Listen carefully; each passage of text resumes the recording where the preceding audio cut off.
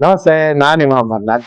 ಒಂದು ಕಮೆಂಟ್ ಬಂದಿತ್ತು ಯಕ್ಷಿಣಿಯರ ಬಗ್ಗೆ. ಯಕ್ಷಿಣಿ ಸಾಧನೆ ಮಾಡ್ಕೊಡ್ತೀರಾ, ನಮ್ಗೆ ಸಹಾಯ ಮಾಡ್ತೀರಾ, ಯಕ್ಷಿಣಿ ಸಾಧನೆ ನಾವು ಮಾಡ್ಬೇಕು ಅನ್ಕೊಂಡಿದೀವಿ, ಯೋಗಿನಿ ಸಾಧನೆ ಮಾಡ್ಬೇಕು, ಅಪ್ಸರ ಸಾಧನೆ ಮಾಡ್ಬೇಕು ಅನ್ಕೊಂಡಿದೀವಿ, ಇದಕ್ಕೆ ನೀವು ಸಹಾಯ ಮಾಡ್ತೀರಾ ಅಂತ ಒಂದು ಕಮೆಂಟ್ ಬಂದಿತ್ತು. ಆ ಒಂದು ಕಮೆಂಟ್ಗೆ ಉತ್ತರ ನೀಡ್ತೀನಿ, ಚೆನ್ನಾಗಿ ಅರ್ಥ ಮಾಡ್ಕೊಳ್ಳಿ. ನನ್ನ ಹಳೆ ವಿಡಿಯೋಗಳು ನೋಡಿದ್ರೆ ನೀವು ಅದರಲ್ಲೂ ಕೂಡ ಯಕ್ಷಿಣಿಗಳ ಬಗ್ಗೆ ತುಂಬಾ ವಿವರವಾಗಿ ಹೇಳಿದ್ದೀನಿ.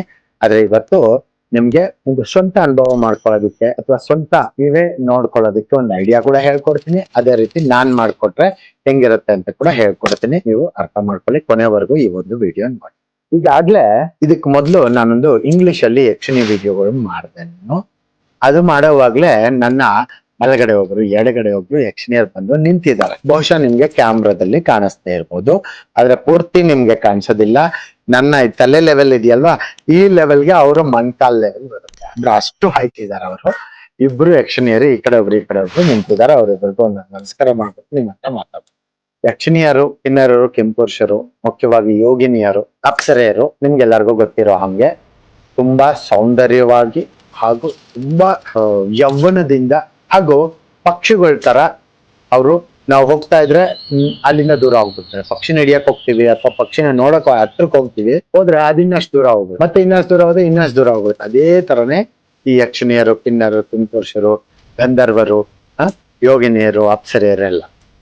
ಇಲ್ಲಿ ನಾವು ಅರ್ಥ ಮಾಡ್ಕೊಬೇಕಾಗಿರೋದು ಏನಪ್ಪಾ ಅಂದ್ರೆ, ನಂತರ ನಾನು ಕೂಡ ಅಷ್ಟೇ ಚಿಕ್ಕ ವಯಸ್ಸಲ್ಲಿ ಹುಡ್ಕೊಂಡು ಹೋಗ್ತಾ ಇದ್ದೆ. ನಾನು ಎಷ್ಟು ದೂರ ಹೋದ್ರು ಅವ್ರು ಇನ್ನಷ್ಟು ದೂರ ಹೊರಟೋಗ್ತಾ ಇದ್ರು, ಗೊತ್ತಾಗ್ತಿರ್ಲಿಲ್ಲ, ಸಿಕ್ತಿರ್ಲಿಲ್ಲ. ಆಮೇಲೆ ನನಗೆ ಗೊತ್ತಾಯ್ತು, ನಾನು ಈ ಸಾಧನೆಗಳೆಲ್ಲ ಮಾಡಿದ್ಮೇಲೆ ನಮ್ಮ ಗುರುಗಳು, ನಮ್ಮ ಒಂದು ಇಹಲೋಕದಲ್ಲಿ ಇಲ್ದೇ ಇರುವಂತ ಗುರುಗಳು ಕೂಡ ನಮಗೆ ಏನು ಈ ಒಂದು ವಿದ್ಯೆ ಕೊಟ್ಟಿದ್ದಾರೆ, ಅವರೆಲ್ಲರಿಗೂ ನಮಸ್ಕಾರ ಮಾಡ್ತಾ ನಿಮ್ಮ ಹತ್ರ ಈ ಒಂದು ವಿಚಾರನ ಹಂಚ್ಕೊಳ್ಳೋದಕ್ಕೆ ಇಷ್ಟಪಡ್ತೀನಿ.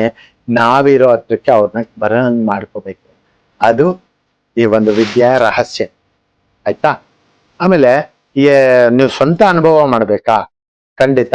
ಅದಕ್ಕೆ ತುಂಬಾ ಸುಲಭ ವಿಧಾನ ಏನಪ್ಪಾ ಅಂದ್ರೆ, ನೀವು ಕೂತಿರುವಂತಹ ಜಾಗದಲ್ಲಿ, ನೀವು ಎಲ್ಲಿ ಯಕ್ಷಿಣಿಯರನ್ನ ನೋಡ್ಬೇಕು ಅನ್ಕೊಂಡಿದ್ದೀರೋ ಆ ಜಾಗದಲ್ಲಿ, ನೀವು ಕೂತಿರುವಂತ ಜಾಗದಲ್ಲಿ ಮನುಷ್ಯ ಮಾತ್ರದ ಶಬ್ದ, ಮನುಷ್ಯನಿಂದ ಬರುವಂತ ಶಬ್ದಗಳು ಕೇಳಿಸಬಾರ್ದು. ಅಂದ್ರೆ ಮನುಷ್ಯನ ಒಂದು ತುಳಿವಲ್ಲಿ ಆ ಕಡೆ ಇರಬಾರ್ದು. ಸುತ್ತ 1 ಕಿಲೋಮೀಟರ್ ಸುತ್ತ ಮನುಷ್ಯನ ಒಂದು ಪ್ರಭಾವ ಅನ್ನೋದು ಇರಬಾರ್ದು. ಯಾರು ನೋಡ್ತಾ ಇರಬಾರ್ದು ಅಥವಾ ಮನುಷ್ಯನ ಒಂದು ನೆರಳು ಬೀಳಬಾರ್ದು ಅಂತ ಒಂದು ಜಾಗದಲ್ಲಿ ಕುತ್ಕೊಂಡು ಯಕ್ಷಿಣಿಯರನ್ನ ಸಾಧನೆ ಮಾಡಿ ಖಂಡಿತ ನಿಮ್ಗೆ ಯಕ್ಷಿಣಿ ಸಾಧನೆ ಅಥವಾ ಕಿನ್ನರ, ಕಿಂಪುರುಷ, ಯೋಗಿನಿ, ಅಪ್ಸರೆಯರ ಒಂದು ಅನುಭವ ಆಗತ್ತೆ. ಅಂದ್ರೆ ಸರಿಯಾದ ರೀತಿಯಿಂದ ಮಾಡಿದ್ರೆ. ಇನ್ನು ನೀವು ನನ್ ಕಡೆ ಏನಾದ್ರು ಯಕ್ಷಿಣಿಯರು ನೋಡಿ ಇಬ್ರು ಹೊರಟೋದ್ರು, ನನ್ ಕಡೆಯಿಂದ ಏನಾದ್ರೂ ನೀವು ಯಕ್ಷಿಣಿ ಸಾಧನೆ ತಗೊಳ್ಳೋದಿದ್ರೆ ಖಂಡಿತ ನಾನ್ ಕೊಡ್ತೇನೆ.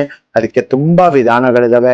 ಮಂತ್ರ ಬೇರೆ ಇರುತ್ತೆ, ತಂತ್ರ ಬೇರೆ ಇರುತ್ತೆ, ಯಂತ್ರಗಳಿರುತ್ತೆ. ಅವನ್ನೆಲ್ಲ ಕರೆಕ್ಟ್ ರೀತಿಯಿಂದ ಸರಿಯಾದ ಸ್ಥಳದಲ್ಲಿ ಸರಿಯಾದ ಸಮಯದಲ್ಲಿ ಅದಕ್ಕೂ ಮೊದಲು ಮಾಡುವಂತ ಒಂದು ಕೆಲವೊಂದು ವ್ಯಾಯಾಮಗಳು ಮಾಡಿ, ಅದಾದ್ಮೇಲೆ ನೀವು ಮಾಡಿದ್ದಲ್ಲೇ ಖಂಡಿತ ಯಕ್ಷಿಣಿ ಅನುಭವ ಆಗತ್ತೆ. ನೀವು ಅದರಿಂದ ತುಂಬಾ ಸಂತೋಷ ಪಡ್ತೀರಾ. ಇದರಲ್ಲಿ ಯಕ್ಷಿಣಿ ಸಾಧನೆ ಇರುತ್ತೆ, ಯಕ್ಷಿಣಿ ಟ್ರಾನ್ಸ್ಫರ್ ಇರುತ್ತೆ, ಎರಡೂನು ಮಾಡ್ಕೋಬಹುದು. ಸಮಯ ಚೆನ್ನಾಗಿದೆ ಅಂದ್ರೆ ಯಕ್ಷಿಣಿ ಸಾಧನೆ, ಸಮಯ ಬಹಳ ಕಡಿಮೆ ಇದೆ, ನಿಮ್ಗೆ ಬೇಗ ಕೆಲಸ ಆಗ್ಬೇಕಂದ್ರೆ ಯಕ್ಷಿಣಿ ಟ್ರಾನ್ಸ್ಫರ್ ಮಾಡ್ಕೋಬಹುದು. ಅಥವಾ ಯೋಗಿನಿ ಅಥವಾ ಅಪ್ಸರೆ ಸಾಧನೆ, ಅಪ್ಸರೆ ಟ್ರಾನ್ಸ್ಫರ್ ಕೂಡ ತಗೋಬಹುದು. ಖಂಡಿತ ಒಳ್ಳೇದಾಗ್ಲಿ ನಿಮ್ಗೆ. ನನ್ನ ಕಡೆಯಿಂದ ಮಾಡ್ಕೊಳ್ಳೋದಾದ್ರೆ ಅಪಾಯಿಂಟ್ಮೆಂಟ್ ತಗೊಂಡು ಮಾತಾಡಿ, ಸ್ಪಷ್ಟವಾಗಿ, ನಿಧಾನವಾಗಿ, ಸಂಪೂರ್ಣವಾಗಿ ಮಾಹಿತಿ ತಗೊಂಡು ನೀವು ಒಂದು ಮಹತ್ಕರವಾದ ಒಂದು ಕ್ರಿಯೆ ಸ್ಟಾರ್ಟ್ ಮಾಡಿ. ನಿಮ್ ಜೀವನದಲ್ಲಿ ಒಳ್ಳೆದಾಗ್ಲಿ.